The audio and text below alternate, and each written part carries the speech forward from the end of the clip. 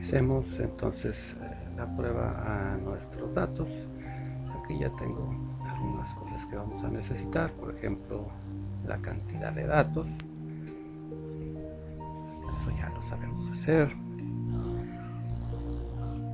Necesito definir cuántos subintervalos quiero. Ahorita solamente a manera de ejemplo le voy a poner que sean 10. La frecuencia esperada entonces va a ser igual a mi cantidad de datos dividido entre el número de subintervalos que tengo. Necesito corroborar que existan 5 datos en cada uno de los 10 subintervalos. Voy a especificar otra vez 5%, 0.05 para mi nivel de significancia, y aquí pues ahorita voy a leer de las tablas. Si tengo entonces 10 subintervalos, comenzamos en 0 y el siguiente sería un décimo, el siguiente un veinteavo, etc. Es decir, un décimo para el límite superior del primer subintervalo. Si le sumamos un décimo, pues sería un veinteavo, un treintaavo, etc. Y tenemos entonces aquí 10 subintervalos, o el límite superior de cada uno de ellos. Entonces, ¿qué tengo que hacer ahora? Tengo que contar cuántos valores tengo yo entre 0 y 0.1. Hay 3 maneras de hacerlo, al menos que yo sepa. La primera es, me voy a mis datos y empiezo a contar. Algo a todas luces pues muy impráctico, imagínense con miles de números. Otra es utilizando la función contar. Yo tengo aquí una función que puedo utilizar para contar precisamente cuántos datos tengo, en este caso por ejemplo menores de 0.1, después entre 0.1 y 0.2, etcétera. Eso también es un poquito más batalloso, y eso que solamente tenemos 10 subintervalos. Entonces lo que voy a hacer es utilizar una función de Excel que me realiza esto solo. Los pasos son los siguientes y hay que seguirlos en este orden, porque si no esto no funciona. Me voy a colocar en el límite superior del primer subintervalo y lo recorro hasta el último subintervalo. Ahora voy a utilizar la función frecuencia. Esta función tiene dos parámetros. Una es de dónde voy a sacar los datos, que precisamente yo tengo ese valor como datos, que puede tener cualquier otro nombre, y grupos. Aquí en grupos va a ir el límite superior de cada uno de estos. Cierro. Es importante no darle enter. Aquí tengo que presionar control shift al mismo tiempo y dar enter.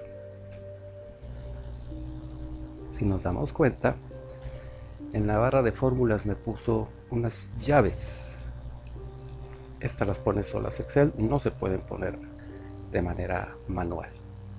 Este es un vector, por lo que no puedo yo hacer ningún cambio dentro de él.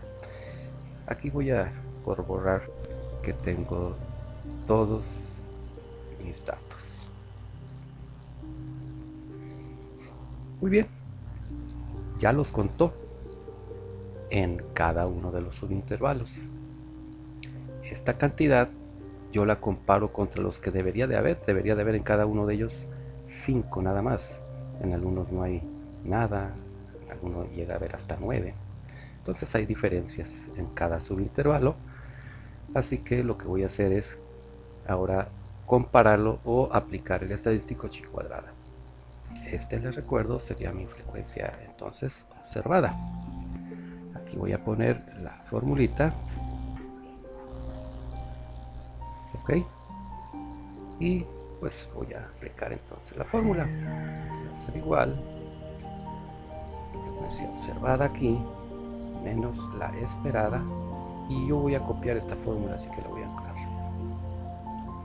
Cierro, esto debe estar elevado al cuadrado, y todo esto dividirlo entre la frecuencia esperada nuevamente.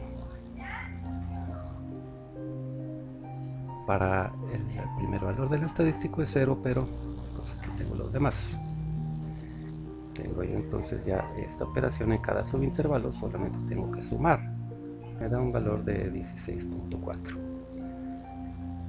Tengo que comparar ese valor contra el valor límite para la prueba. Vamos a ver cómo podemos hacer la lectura entonces para el valor crítico. Hay que recordar una cosa, estamos nosotros comparando diferencias, es decir, esta fórmula, si nos arroja un valor de 0, sería lo ideal, quiere decir que no hay diferencias entre lo que nosotros observamos y lo que debería de haber. Sin embargo, pues no es así. Entonces, mientras más se aleje del 0, será más improbable que estos números se comporten de esta manera. Por lo tanto, es una prueba de cola derecha.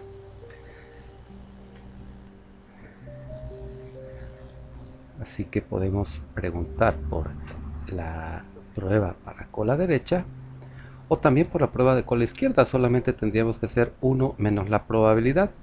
El resultado es el mismo. Como es de cola derecha, entonces quiero el punto 0,5, y muy importante, los grados de libertad no se refieren a la cantidad de datos, sino a la cantidad de subintervalos que tenemos. Nos arroja un valor de 16.91, etcétera. Y por último, entonces, lo comparamos contra nuestro valor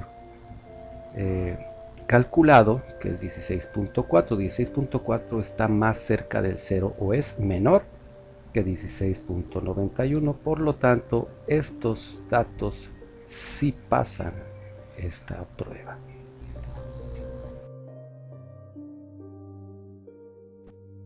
Pasando ahora a la prueba de Kolmogorov-Smirnov, o la prueba KS por abreviar. Este procedimiento o esta prueba también se utiliza para comprobar uniformidad, solamente que es una prueba muy potente y se utiliza cuando la cantidad de datos es pequeña, menor de 20 regularmente. Los pasos de la prueba son los mismos que en los pasos de todas las pruebas. Establecemos la hipótesis nula, alternativa y nuestro grado de significancia o nivel de confianza. La H0 es que los números se comportan de una manera uniforme. La alternativa es que los números no se comportan de una manera uniforme. Vamos a utilizar otra vez el 5% o 0.05 para el valor de alfa que hemos estado utilizando. Ya estamos aprendiendo qué pasaría si cambiamos ese nivel de alfa. El estadístico de prueba es el siguiente, donde tenemos que encontrar un valor máximo de otros dos valores. ¿Qué son esos dos valores? Bueno, esos los tenemos por acá. Tenemos algunos datos bastante interesantes por aquí. Hay que recalcar que esta R con asterisco se refiere a los datos aleatorios que ya tenemos, pero deben de estar ordenados de menor a mayor. Ese será nuestro estadístico de prueba. Bien, para hacer esta prueba entonces voy a necesitar encontrar los valores para mis números aleatorios, pero en orden. Entonces, le voy a llamar, aquí le voy a poner una I para un subíndice y está una R, un asterisco. Aquí los voy a poner, solamente los voy a copiar.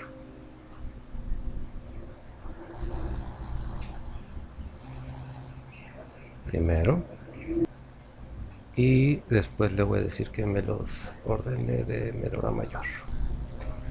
Este proceso nada más ya me llevaba a mí media clase de 1 hora, porque yo hacía una prueba por clase.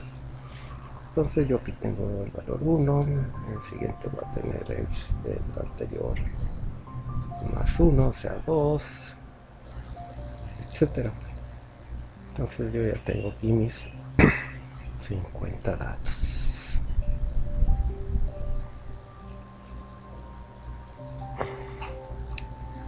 Bien, ¿qué necesito ahora? Y entre n, que no es otra cosa más que el valor que yo tengo aquí, dividido entre la cantidad total de datos.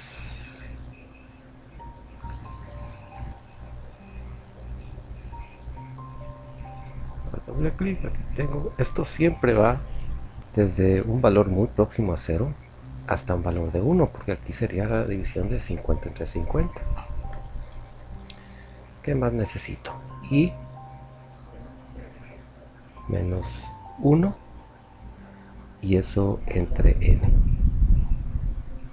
Entonces aquí pongo mi formulita. Aquí voy a tener entonces a i menos 1 dividido entre mi cantidad de datos.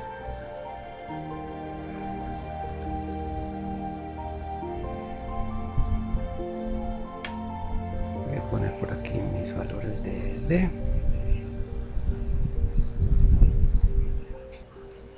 Positiva y D negativa.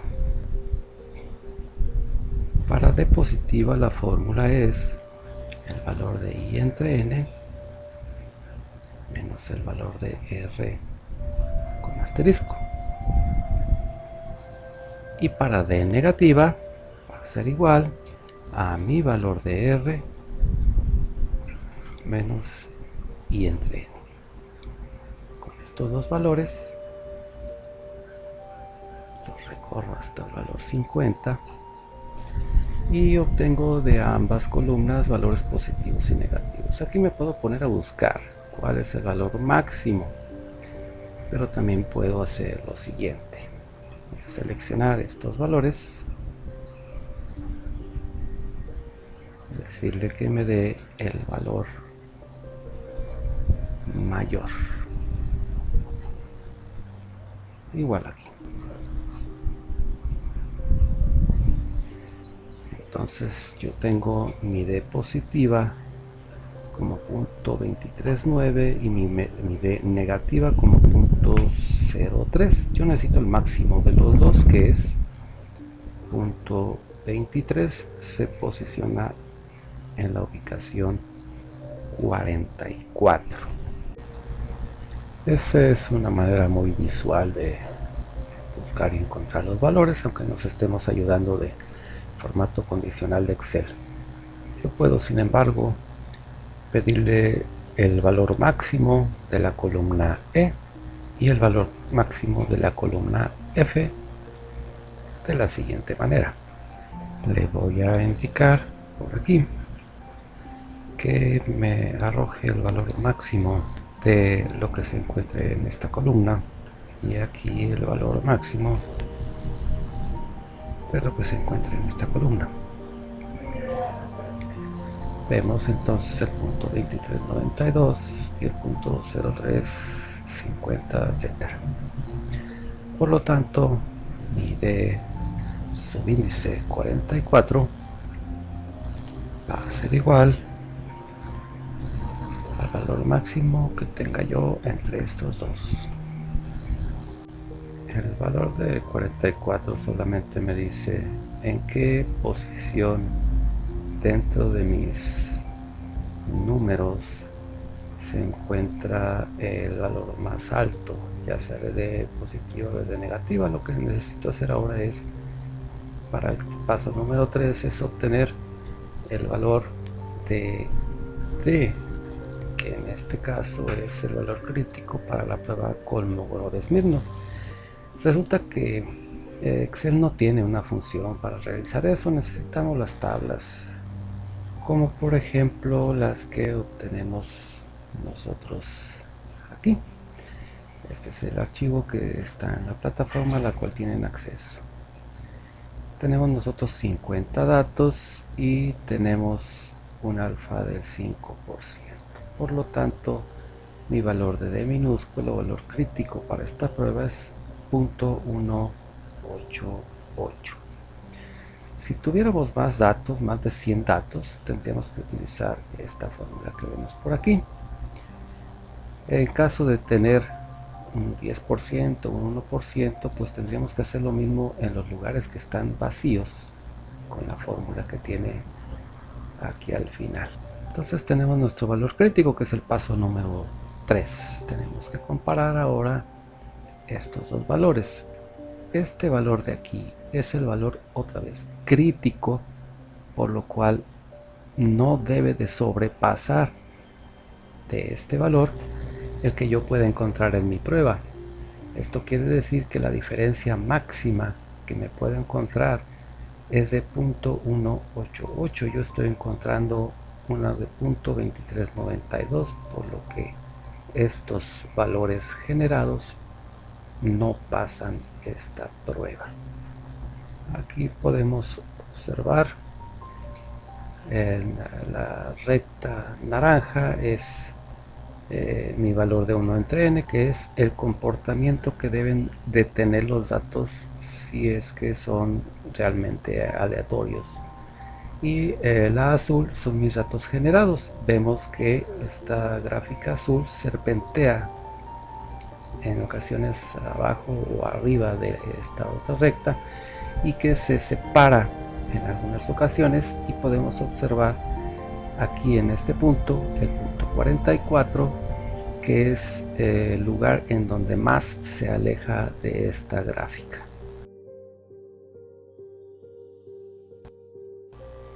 Para los números generados, a pesar de haber no sido rechazados en las pruebas anteriores o en varias otras pruebas que le podamos hacer, necesitan también tener la característica de independencia, y un conjunto de números en un orden determinado puede no ser rechazado en este tipo de pruebas, pero en otro orden sí, lo que indica que el orden sí importa. Es muy relevante tener en cuenta que nosotros tenemos que realizar las pruebas de independencia que vamos a ver a continuación en el estricto orden en el que fueron generados. Para estas pruebas lo que tenemos que considerar es el número de corridas.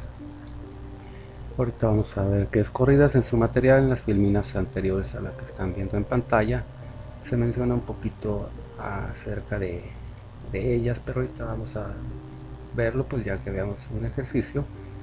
Y una vez tenidas las corridas, lo que tenemos que hacer para nuestro estadístico de prueba es calcular la media y la varianza del número de corridas con estas fórmulas que tenemos por aquí. Si tenemos nosotros más de 20 números generados, se considera que la distribución estadística de B, es decir, el número de corridas, es aproximadamente normal, por lo que podemos utilizar nuestro estadístico Z para el cálculo entonces de esta prueba con precisamente este estadístico. Por lo que nuestra prueba de hipótesis para el primer paso es establecer H subíndice 0, que es que los datos provienen de un universo independiente. H1 o hipótesis alternativa es que los datos no provienen de un conjunto de datos independientes. El alfa otra vez utilizaremos 0.05 o el 5%. El segundo paso es calcular nuestro estadístico de prueba, que es precisamente el valor de Z. El tercer paso es entonces calcular nuestro z de alfa sobre 2. Es una prueba también de dos colas, que pues es una lectura de tablas. Y el cuarto paso, pues la conclusión. Si el valor de nuestro estadístico calculado se encuentra entre los valores límite de nuestra distribución normal estándar, entonces no podremos rechazar que los datos provienen de un universo independiente con un nivel de significancia del 95%. Veamos entonces esta pequeña prueba, y aquí hay antes una aclaración que es muy importante, sobre todo cuando los datos no sabemos de dónde provienen, porque si los generamos nosotros sabemos perfectamente cuál es el primero, cuál es el segundo, cuál es el tercero, etcétera. Es decir, nosotros sabemos el orden de generación. Estos formatos, por ejemplo son exactamente los mismos, pero por cuestiones de espacio en la bibliografía utilizan pues a lo mejor esta manera de mostrarlos. Como les digo, estos son exactamente estos mismos datos. Podemos darnos cuenta que está el primero, este es el segundo, este es el tercero, etcétera. Pero también podemos encontrarnos esta otra manera. Y nos damos cuenta de que, bueno, el primero, pues sí, es el primero, pero el segundo que generamos no está abajo, está a la derecha. Lo cual quiere decir que estos números aquí tienen un formato por columnas y un formato por renglones. Son los mismos números que tenemos nosotros aquí. Eso es importante, ya que la prueba se realiza en estricto orden de generación. Veamos